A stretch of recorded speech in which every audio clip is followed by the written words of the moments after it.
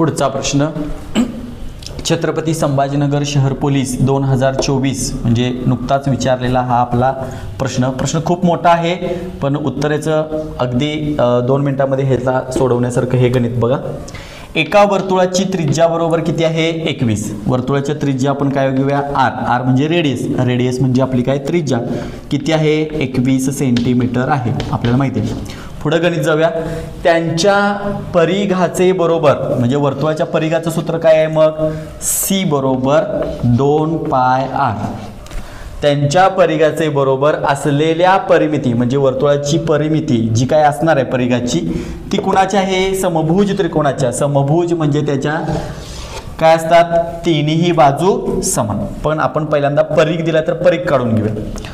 2 पायची किंमत किती असते 22/7 आणि आर आपल्याला दिलेला आहे. आर किती दिलेला आहे 21 भागा 7 1 7 7 त्रिक 21 2 गुणुले 22 22 दुने 44 गुणुले वरचे 3 3 चौक 12 हातच्याला 1 3 चौक 12 आणि 1 13. ही काय आली तुमची परिघ.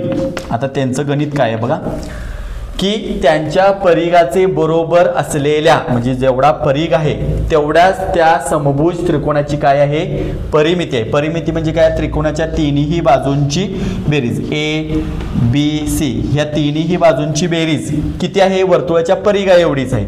आणि हा समभुज त्रिकोण आहे. समभुज म्हणजे समान. समजा हा 5 असेल तर हा 5 5 5 तसं ह्यांची परिमिती दिली आपल्या. परिमिती किती दिलेली आहे 132.